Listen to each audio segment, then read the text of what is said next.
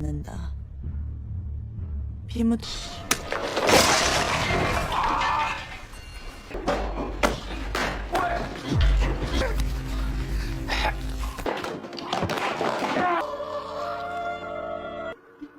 엄마도 아야.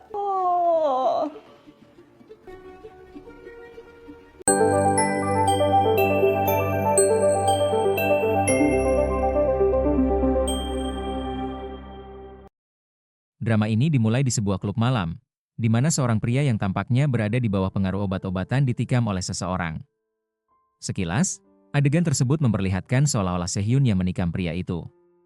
Namun ternyata, Sehyun adalah seorang ahli patologi forensik yang sedang mencoba merekonstruksi kejadian pembunuhan tersebut dalam pikirannya. Setiap kali ia datang ke lokasi kejadian, ia selalu mencoba merekonstruksi kasus seolah-olah dirinya adalah si pelaku, khususnya pelaku pembunuhan berantai. Dengan cara itu, Sehyun dapat menganalisis secara mendalam dan menemukan siapa pelakunya. Saat itu, Sehyun memberitahu detektif yang bertugas bahwa pelakunya kemungkinan adalah seorang psikopat atau seseorang yang berada di bawah pengaruh obat-obatan. Polisi pun menjelaskan bahwa mereka sedang memeriksa beberapa orang yang kedapatan menggunakan obat-obatan di dalam sebuah ruangan. Sehyun kemudian pergi ke ruangan tersebut dan mulai mengamati dua orang yang mencurigakan. Orang pertama tampak tidak meyakinkan sebagai pelaku. Namun, orang kedua terlihat sangat santai. Bahkan saat Sehyun memperlihatkan pisau pembunuhan kepadanya. Ia tetap tenang, tersenyum, dan bahkan tertawa, meski sedang dalam pengaruh obat. Dari situlah Sehyun yakin bahwa pemuda itulah pelakunya. Tak butuh waktu lama, Sehyun menyatakan bahwa pisau yang digunakan adalah milik pemuda tersebut dan dialah pelaku pembunuhan. Sementara itu, kita diperkenalkan dengan Jung Jung Hyun, seorang detektif yang pada hari itu sedang bertugas memburu seorang psikopat bersama rekannya, Jong Chang Jin. Namun, ketika mereka sedang berada di sebuah minimarket, Chang Jin melihat seorang anak laki-laki mencuri coklat. Ia langsung membawa anak itu ke mobil dan mengatakan kepada Jung Hyun bahwa mereka sebaiknya membawa anak tersebut ke kantor polisi. Jung Hyun menolak karena mereka sedang mengintai tersangka. Namun, tiba-tiba ia melihat seseorang yang mencurigakan dan segera mengejarnya. Sayangnya, pengejaran itu gagal dan tersangka berhasil lolos. Seperti biasa, Sehyun kemudian memeriksa tubuh para korban yang dikirim untuk dianalisis bersama tim forensiknya. Dalam tim tersebut ada 3 orang, salah satunya adalah seorang pria yang tampaknya kurang senang dengan Sehyun, mungkin karena merasa sering diperintah. Ketegangan meningkat saat Sehyun marah karena permintaannya untuk menganalisis zat narkotika pada korban tidak segera dilakukan. Di sisi lain, Jung Hyun dimarahi oleh atasannya karena dianggap gagal dalam menangkap tersangka. Ia sudah berusaha menjelaskan, namun tidak digubris dan bahkan dilempari barang oleh atasannya. Chang Jin kemudian membawa Jung Hyun keluar dari ruangan untuk berdiskusi lebih lanjut. Anak kecil yang sebelumnya ditangkap karena mencuri kemudian diketahui tinggal bersama adik dan neneknya. Namun karena neneknya sedang dirawat di rumah sakit akibat terjatuh, wali mereka tidak bisa datang ke kantor polisi. Akhirnya, Jung Hyun ditugaskan untuk mengantar anak tersebut pulang ke rumah. Di sana, kita diperkenalkan dengan pria bernama Pak Chai, seorang tukang laundry berkaki pincang.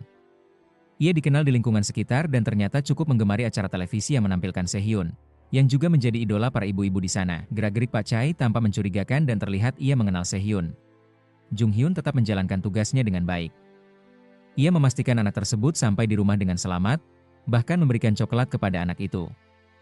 Ia juga memberikan beberapa coklat tambahan untuk adik si anak sebagai bentuk perhatian. Jung Hyun memastikan bahwa anak-anak yang ia antar benar-benar sampai di rumah dengan selamat sebelum akhirnya ia pergi. Sementara itu, Sehyun baru saja pulang dari acara televisi tempat ia diundang sebelumnya. Dalam perjalanan pulang, ia melihat seekor kucing kelaparan dan memutuskan untuk memberinya makan. Namun, seorang ibu pemilik toko di dekat sana memarahi Sehyun karena merasa terganggu. Menurutnya, kucing itu terus berkeliaran di depan tokonya karena terlalu sering diberi makan. Meskipun si ibu marah-marah, Sehyun tidak menggubrisnya dan langsung pergi. Lama kemudian, identitas si pembunuh mulai terungkap. Ternyata, pelaku memiliki kebiasaan menonton acara televisi yang menampilkan Sehyun. Kali ini, ia baru saja menghabisi nyawa seseorang dan menjahit tubuh korban menggunakan benang yang tampak khas. Pembunuh tersebut sepertinya ditemani seorang anak perempuan yang tampaknya sudah terbiasa melihat perbuatannya. Setelah itu, ia meninggalkan tubuh korban di sebuah lokasi. Keesokan harinya, mayat tersebut ditemukan oleh polisi. Karena tubuh korban sudah dalam kondisi membusuk dan rusak parah, polisi pun meminta bantuan ahli forensik untuk mengidentifikasi penyebab kematian. Jung Hyun segera menemui Sehyun untuk meminta bantuannya. Awalnya, Jung Hyun mencoba bersikap akrab, namun Sehyun langsung menanggapi dengan tegas dan tanpa basa-basi. Ia langsung meminta berkas tanpa menghiraukan pembicaraan lainnya. Saat Sehyun memeriksa berkas, Jung Hyun menjelaskan beberapa temuan di lokasi kejadian serta kondisi tubuh korban. Sehyun kemudian menyatakan bahwa ia akan memeriksa semuanya secara menyeluruh terlebih dahulu. Dan setelah itu barulah ia bisa menyimpulkan apa yang sebenarnya terjadi. Sehyun bersama timnya pun mulai melakukan autopsi terhadap jenazah. Kondisi tubuh korban sangat mengerikan, mata korban bahkan sudah dipenuhi belatung. Saat diperiksa lebih lanjut, ditemukan bahwa leher korban disuntik dan tulang lehernya patah, yang menjadi salah satu penyebab kematian. Semua temuan tersebut dicatat dan didokumentasikan oleh tim. Saat memeriksa bagian perut korban, mereka mencium bau cairan pembersih lantai. Tak hanya itu, mereka juga menemukan benda-benda mencurigakan di bagian kaki korban. Salah satu anggota tim forensik kemudian memanggil Sehyun dan menyarankan agar ia melihat sesuatu. Ketika mereka membuka bagian perut korban, mereka menemukan benang yang sangat dikenali oleh Sehyun. Benang itu sama persis seperti yang sering ia mainkan saat masih kecil. Hal tersebut membuat Sehyun terkejut. Jika benar benang itu milik seseorang yang ia kenal, maka sangat mungkin orang itulah pelaku pembunuhan berantai yang sedang mereka cari. Anggota tim Jung Hyun bukannya segera menuju ke TKP, mereka malah mampir lebih dulu ke tempat Pak Chai, pria pemilik usaha laundry, untuk bertanya tentang orang yang sedang mereka cari. Namun, Pak Chai mengatakan bahwa ia tidak tahu apa-apa. Tak lama setelah itu, Jung Hyun menelepon dan menyuruh mereka segera datang ke TKP karena ia dan Sehyun, ahli forensik, akan tiba di sana untuk memeriksa lokasi kejadian secara langsung. Meskipun begitu, terlihat jelas bahwa para anggota tim tersebut memang tidak menyukai Jung Hyun. Bahkan Pak Chai sempat memperingatkan mereka agar segera pergi karena bisa dimarahi. Namun mereka tetap tidak menunjukkan rasa hormat kepada Jung Hyun. Yang aneh, Pak Chai itu sendiri justru terlihat sangat mencurigakan seakan-akan berpura-pura baik di depan mereka. Nasib serupa ternyata juga dialami oleh Sehyun. Para rekan kerjanya, termasuk atasannya di divisi forensik, juga tampak tidak menyukainya dan ingin menyingkirkannya dari tim. Kemudian, Sehyun dan Jung Hyun pun tiba di TKP. Mereka langsung melakukan memeriksa tempat kejadian itu. Sehyun mengatakan bahwa mereka harus mengamati dari berbagai sisi, terutama karena posisi tubuh korban ditemukan di area yang sangat bersih, yang cukup mencurigakan. Mereka juga berencana mengambil sampel tanah untuk dianalisis, siapa tahu bisa ditemukan petunjuk penting dari situ. Sampel tanah pun diambil oleh salah satu rekan Sehyun. Menurut Sehyun, pelaku pembunuhan ini kemungkinan besar bukan pertama kali melakukan kejahatan semacam ini. Ia juga meminta Jung Hyun untuk memeriksa rekaman CCTV di area sekitar. Jung Hyun awalnya mengatakan bahwa ia tidak menemukan adanya CCTV yang mengarah ke tempat kejadian. Namun, Sehyun menanggapi bahwa karena tidak ditemukan jejak ban atau bekas kendaraan dari arah korban ditemukan, maka mereka perlu memeriksa CCTV dari arah sebaliknya. Barangkali di sanalah akan terlihat seseorang yang mencurigakan. Setelah itu, Jung Hyun kembali menghubungi anggotanya. Namun, mereka malah sudah berada di kantor polisi dan berdalih bahwa ponsel mereka kehabisan baterai, sehingga tidak bisa dihubungi. Di sisi lain, Sehyun pulang dengan naik bus bersama salah satu rekannya. Tanpa mereka sadari, pelaku pembunuhan juga naik ke bus yang sama. Dalam perjalanan itu, rekan Sehyun, Dr. Oh, meminta bantuan agar Sehyun menyetujui sebuah proyek penyelidikan yang melibatkan kasus Nam Sung Hyuk, yang rencananya akan ditangani oleh Dr. Oh. Namun, Sehyun menolak dengan tegas untuk membohongi hasil forensik. Meskipun proyek tersebut disetujui oleh direktur mereka, Sehyun tetap bersikeras tidak akan menyerahkan kasus itu kepada Dr. Oh. Ia tahu bahwa Dr. Oh hanya ingin mengambil alih kasus tersebut demi ambisi pribadi, agar karirnya bisa naik dengan cepat. Apalagi sebenarnya tugas menyelidiki kasus itu adalah tanggung jawab direktur mereka, yang sejauh ini belum dikerjakan sama sekali. Meski ditekan, Sehyun tetap pada pendiriannya. Sehyun pun turun lebih dulu dari bus tanpa menyadari bahwa si psikopat masih ada di dalam bus yang sama. Sementara itu, Jung Hyun masih berada di kantor polisi hingga malam hari untuk mencari bukti dan mengecek rekaman CCTV. Sedangkan anggota tim lainnya sudah pulang. Di waktu yang sama, Sehyun menyempatkan diri untuk mengunjungi rumah sakit tempat ibunya dirawat. Saat menemui ibunya, terjadi hal yang mengejutkan karena sang ibu tidak mengenalinya sama sekali karena mengalami demensia. Sehyun pun langsung memberitahu bahwa dirinya adalah anak kandung dari sang ibu, bahkan menunjukkan pisau bedah miliknya yang di bagian gagangnya terukir inisial namanya, ukiran yang dulunya dibuat oleh ibunya sendiri.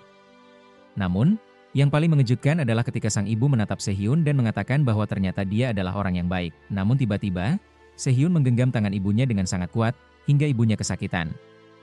Di momen itu, seolah sisi gelap dari diri Sehyun muncul, sebuah sisi lain dari dirinya yang penuh kemarahan, yang tampak seperti seorang psikopat. Sehyun terlihat seperti seseorang dengan dua kepribadian.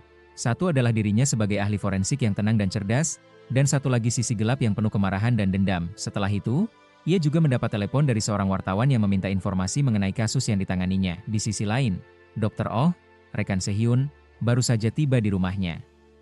Saat hendak menutup pintu, tanpa ia sadari, si pelaku pembunuhan, psikopat, membuntutinya dan berhasil masuk ke rumah. Tanpa basa-basi, pelaku langsung menyuntik leher Dr. Oh, membuatnya hampir pingsan. Dr. Oh mencoba meraih ponselnya untuk meminta bantuan, tetapi si pelaku kembali mendekat dan langsung mematahkan lehernya. Begitulah akhir hidup dari Dr. Oh. Keesokan harinya, media ramai memberitakan kasus pembunuhan berantai yang belum berhasil diungkap oleh polisi, terutama kasus terbaru, seorang mahasiswi yang ditemukan meninggal di ladang. Karena berita ini, citra polisi pun tercoreng, dan atasan Jung Hyun sangat marah. Ia bahkan menuduh ada anggota yang membocorkan informasi ke wartawan. Sayangnya, para rekan Jung Hyun malah menuduh dirinya sebagai pelaku kebocoran tersebut, sehingga mereka terlibat dalam adu mulut dan keributan. Padahal, Jung Hyun selama ini sudah sangat sabar menghadapi rekan-rekannya yang tidak menghormatinya, meskipun dia adalah pemimpin tim. Bahkan beberapa dari mereka merupakan seniornya. Karena bingung, Jung Hyun pun menelepon Sehyun dan bertanya apakah kemungkinan Sehyun yang membocorkan informasi itu ke media. Sehyun menegaskan bahwa dia tidak melakukan apa-apa. Ia memang sempat ditelepon wartawan kemarin, tapi tidak memberi informasi apapun. Setelah itu, Sehyun menemukan sebuah fakta penting dari sampel kulit di bagian leher korban yang ditemukan di ladang. Ia curiga pola goresan pada kulit tersebut mirip dengan bekas sikat kain, namun ia tidak memberitahu hal ini kepada Jung Hyun. Sehyun pun mendatangi rekan forensiknya dan menanyakan apakah hasil tes dari sampel itu sudah keluar. Ternyata hasilnya sudah tersedia, dan benar saja, jamur yang ditemukan di kulit korban memang berasal dari benda seperti sikat pembersih yang biasa dipakai mencuci piring atau pakaian. Hal ini menguatkan dugaan Sehyun bahwa si pelaku tersebut adalah seseorang yang ia kenal sebelumnya. Namun Sehyun justru berbohong kepada rekannya kalau pelaku menggunakan metode yang terkesan asal-asalan dan bodoh. Rekannya kemudian bertanya kemana perginya Dr. Oh dan apakah mereka sedang bertengkar. Namun Sehyun hanya terdiam. Ia menyadari bahwa jika ia menjawab, alasannya akan terdengar kekanak-kanakan, padahal situasi yang sebenarnya jauh lebih serius. Sementara itu di kantor polisi, atasan Jung Hyun meminta timnya untuk lebih fokus dalam menangkap pelaku, bukan hanya sekadar mengurusi korban. Namun sayangnya, para anggota Jung Hyun tetap enggan bekerja sama dan bahkan menolak untuk mengecek rekaman CCTV hari itu, dengan alasan akan melakukannya besok saat pikiran mereka sudah jernih. Hanya Jung Hyun sendiri yang tetap profesional menjalankan tugasnya. Di tempat lain, Sehyun pun terus merenungi petunjuk-petunjuk yang ia temukan. Salah satunya adalah benda berupa sikat.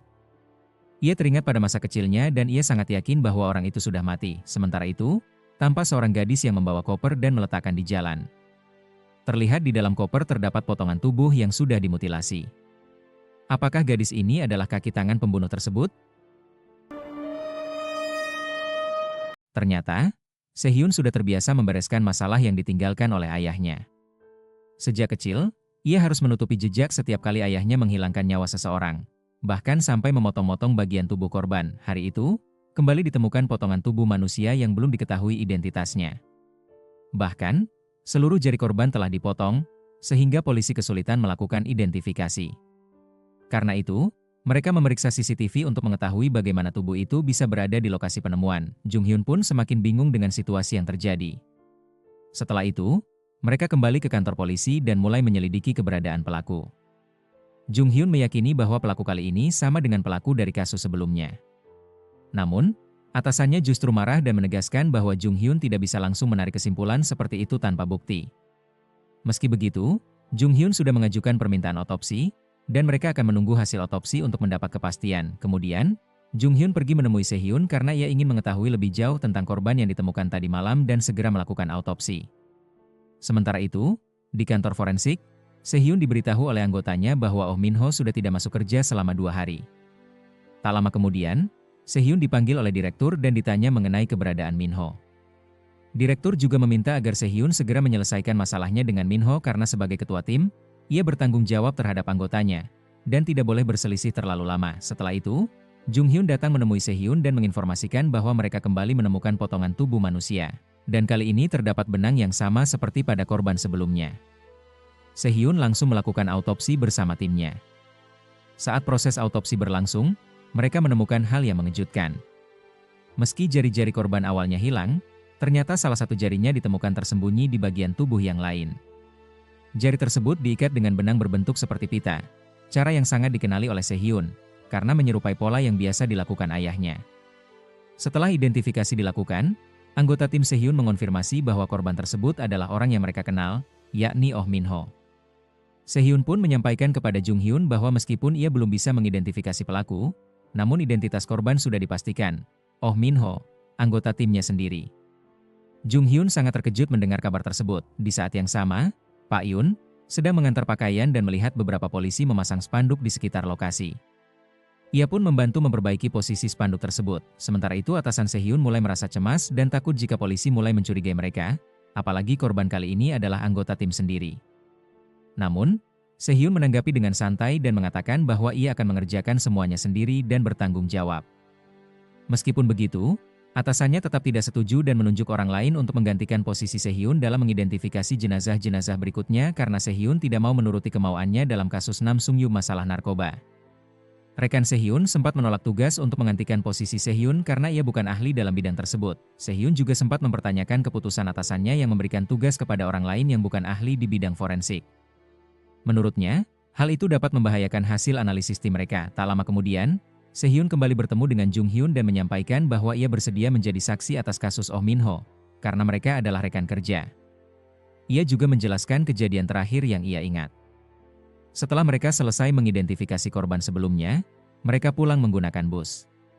Sehyun kemudian pergi ke rumah sakit, sementara Min-ho langsung pulang. Mereka sempat membicarakan pekerjaan dan terlibat adu argumen, lalu berpisah. Sejak itu, Sehyun tidak bertemu lagi dengan Min-ho. Itu saja yang bisa ia sampaikan kepada Jung Hyun. Namun, ada satu hal yang tidak disampaikan Sehyun kepada Jung Hyun, yaitu fakta bahwa lokasi ditemukannya tubuh Oh Min-ho sangat mirip dengan lokasi tempat ayah Sehyun biasa membuang jasad-jasad korban yang telah ia bunuh. 잘 모르겠네요. Setelah itu, rekan-rekan Jung Hyun mengonfirmasi bahwa korban yang ditemukan memang benar adalah Oh Min-ho. Mereka juga menyampaikan bahwa mereka telah menemukan seseorang yang dicurigai sebagai pelaku, berdasarkan rekaman CCTV. Namun, Jung Hyun menegaskan bahwa mereka belum bisa memastikan 100% apakah orang dalam CCTV tersebut benar-benar pelakunya. Ia pun meminta tim untuk memeriksa kembali area di sekitar lokasi penemuan jenazah, siapa tahu ada petunjuk tambahan. Saat pemeriksaan lanjutan dilakukan, mereka menemukan plat nomor mobil yang mencurigakan. Jung Hyun pun memerintahkan agar plat nomor itu ditelusuri, dan tim segera bergerak menuju alamat pemilik kendaraan tersebut. Di sisi lain, hasil analisis tanah yang dikumpulkan Sehyun akhirnya keluar. Dokter forensik menyampaikan bahwa dalam sampel tersebut ditemukan kandungan natrium dan juga pankuronium, zat yang biasa digunakan untuk melumpuhkan tubuh manusia, bahkan bisa menyebabkan kematian. Sehyun langsung teringat bahwa ayahnya sering menggunakan zat tersebut dalam aksinya di masa lalu. Sehyun kemudian membaca kembali laporan autopsi untuk mencari fakta-fakta tambahan.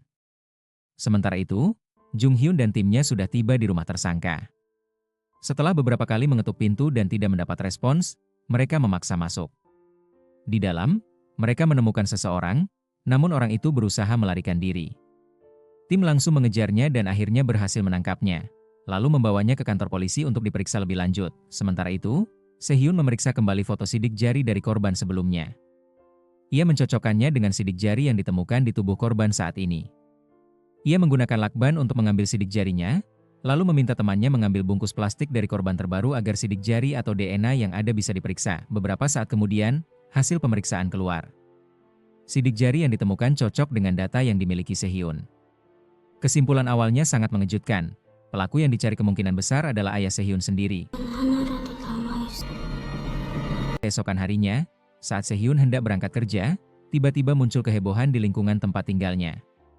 Seekor kucing ditemukan sudah tak bernyawa, dan ada seorang ibu yang memang tidak menyukai Sehyun, langsung menuduh bahwa Sehyunlah pelakunya. Namun, Sehyun membalikkan tuduhan itu. Ia menyebut bahwa justru ibu tersebut yang dulu pernah melarangnya memberi makan kucing itu. Karena sang ibu tidak memiliki bukti, pertengkaran antara keduanya pun berakhir dengan keributan yang harus ditangani polisi. Setibanya di kantor, Sehyun mendapat telepon dari Jung Hyun yang mengabarkan bahwa mereka telah berhasil menangkap pelaku. Karena sangat penasaran, Sehyun memutuskan untuk segera menuju kantor polisi. Ia ingin memastikan sendiri apakah pelaku tersebut adalah orang yang ia kenal selama ini, seseorang yang sebenarnya ia yakini telah meninggal dunia. Setelah sampai di kantor polisi, Sehyun menyerahkan hasil analisis tanah yang ia peroleh. Hasilnya menunjukkan bahwa kandungan tanah tersebut berbeda dengan yang ditemukan pada tubuh korban. Saat Sehyun bertanya apakah pelaku sudah mengaku, Jung Hyun menjawab belum. Namun ciri-cirinya sangat mirip dengan yang terekam di CCTV. Terutama karena sama-sama mengenakan topi, Sehhyun ingin melihat wajah pelaku secara langsung. Meskipun pada awalnya Jung Hyun melarang, Sehhyun tetap memaksa. Setelah bernegosiasi, akhirnya Jung Hyun mengizinkan Sehhyun masuk ke ruang interogasi. Meskipun hanya sebentar, di ruang interogasi, Sehhyun tampak sangat tegang. Ia khawatir orang yang ada di balik pintu itu adalah sosok yang selama ini ia kira sudah mati, yakni ayahnya sendiri. Saat akhirnya ia melihat wajah si tersangka, Sehhyun langsung gemetaran hebat. Jung Hyun sampai bertanya apakah Sehhyun baik-baik saja. Sehhyun menarik napas panjang dan akhirnya menyadari bahwa orang itu bukan pelaku yang ia cari. Tersangka pun berkali-kali menyatakan bahwa ia bukan pelaku. Rekan Jung Hyun kemudian mengonfirmasi bahwa hasil pemeriksaan terhadap mobil tersangka tidak menunjukkan adanya tanda-tanda mencurigakan, tidak ada jenazah, dan tidak ada bukti kriminal lainnya. Namun, salah satu rekan Jung Hyun tetap tidak percaya dan justru terlibat cekcok dengan tersangka. Ketegangan memuncak ketika si tersangka menyinggung soal istri rekan polisi tersebut. Emosi memuncak, sang polisi pun memukul si tersangka. Jung Hyun dan rekan lainnya segera melerai, karena sebagai polisi, mereka tidak boleh menggunakan kekerasan tanpa dasar. Si tersangka kemudian menuntut agar para polisi yang memukulnya meminta maaf sambil berlutut. Namun, Jung Hyun menolak dan menegaskan bahwa mereka akan meminta maaf dengan layak dan melaporkan insiden itu kepada atasan, serta menerima hukuman yang setimpal. Tersangka sempat berkata bahwa sebagai gantinya, ia ingin meninju balik rekan Jung Hyun. Namun Jung Hyun segera mencegah hal itu terjadi dan ia mengingat pernah bertemu dengan tersangka sebelumnya saat ia kabur dari kejarannya. Saat hendak dibawa keluar dari kantor polisi, tersangka melihat kerumunan wartawan. Ia langsung membuat kegaduhan dan meneriakkan bahwa dirinya adalah korban salah tangkap serta mengaku telah dipukul polisi. Akibat ulah itu, atasan Jung Hyun sangat murka dan meminta seluruh anggota yang terlibat bertanggung jawab atas insiden tersebut. Jung Hyun mengatakan bahwa ia yang akan bertanggung jawab atas insiden salah tangkap tersebut, dan bersedia meminta maaf secara langsung kepada publik. Sementara itu, Sehhyun mulai memikirkan keberadaan sosok pelaku diduga kuat sebagai dalang di balik kasus ini. Rekannya memberitahu bahwa pihak kepolisian akan mengadakan konferensi pers untuk menyampaikan permintaan maaf secara resmi. Mendengar itu, Sehhyun memutuskan untuk ikut hadir dalam konferensi tersebut. Rekan-rekan Jung Hyun kemudian menyerahkan rekaman CCTV dari bus yang pernah dinaiki oleh Sehhyun dan Dr. Oh. Dalam rekaman itu, terlihat beberapa orang mencurigakan, terutama seseorang yang mengenakan topi dan terus-menerus memperhatikan ke arah Sehhyun dan Dr. Oh. Tak lama kemudian, konferensi pers pun dimulai. Jung Hyun tampil di hadapan publik dan menyampaikan permintaan maaf atas kesalahan dalam penangkapan pelaku. Namun, ia langsung dihujani berbagai pertanyaan dari para wartawan. Beberapa wartawan bahkan menuduh polisi bekerja tanpa bukti yang kuat, seolah hanya bermain-main dalam menangani kasus besar ini. Saat Jung Hyun mulai kewalahan dan merasa cemas, Sehhyun tiba di lokasi dan menawarkan diri untuk mengambil alih sesi tanya jawab. Di depan publik, Sehhyun menyampaikan bahwa korban pertama, mahasiswi, dan korban kedua, rekan kerjanya, dibunuh oleh pelaku yang sama. Ia menyimpulkan bahwa kasus ini adalah pembunuhan berantai. Mumpung disiarkan secara langsung, Sehhyun juga menyindir pelaku, yang menurutnya hanya manusia menyimpang yang narsis, bodoh, tidak berguna dan sampah. Saat itu, Pak Yun yang melihat berita tersebut tampak emosi dan ia tidak jadi memberikan kue kepada seorang anak yang bersamanya. Karena pernyataan itu disampaikan tanpa seizin pimpinan, Sehhyun pun dimarahi oleh atasannya. Namun, ia tetap bersikukuh dan bahkan mengajukan permintaan agar diizinkan membangun ruang otopsi sementara di lokasi yang akan ia tuju. Sebagai imbalannya, ia berjanji akan membantu agar hasil tes obat Namsung Hyuk, yang sejak lama diinginkan oleh atasannya, bisa ditandatangani. Atasannya pun akhirnya menyetujui kerjasama yang diajukan oleh Sehhyun. Sehhyun juga meminta maaf kepada Jung Hyun karena telah menyela saat konferensi pers. Namun Jung Hyun menjawab bahwa itu tidak masalah. Meski begitu, keduanya akhirnya tetap mendapat teguran keras dari kepala kepolisian. Mereka dianggap bertindak terlalu jauh tanpa konsultasi, dan pernyataan Sehhyun mengenai pembunuh berantai dinilai bisa memicu kepanikan di masyarakat. Meski begitu, Sehhyun memohon satu kesempatan untuk membuktikan bahwa analisanya benar dan ia berjanji akan menangkap pelaku tersebut. Setelah itu, tim langsung mengadakan rapat untuk menindaklanjuti kasus ini dengan lebih serius. Mereka tidak ingin ada korban tambahan, cukup 2 korban saja. Tim pun sepakat akan mengecek seluruh rekaman CCTV yang memungkinkan guna menangkap pelaku sebenarnya. Sementara itu, Sehhyun mengemasi barangnya dan pergi ke Yongcheon untuk berkantor di sana dan membantu menemukan sang pembunuh. Malam harinya, seseorang datang ke tempat laundry milik Pak Yun. Seorang wanita muda mengeluhkan bahwa noda pada bajunya tidak hilang dan bajunya rusak. Ia menuntut kompensasi sebesar 800.000 won. Pak Yun awalnya tampak setuju dan mengatakan akan mencoba menghilangkan noda pada baju tersebut. Namun, wanita itu tetap bersikeras meminta ganti rugi. Karena merasa tidak punya pilihan lain, Pak Yun pun mulai menyusun rencana untuk menghabisi wanita tersebut. Bukannya mengambil uang, ia justru mengambil baju milik wanita itu sambil mendekatinya dengan sikap yang membuat wanita tersebut ketakutan. Ketika wanita itu hendak keluar, Pak Yun menahannya sambil bertanya kemana ia akan pergi. Saat itu, sisi gelap Pak Yun mulai terlihat. Ia memeluk wanita itu dari belakang dan membisikkan bahwa bajunya terlihat cantik. Wanita itu pun gemetaran ketakutan.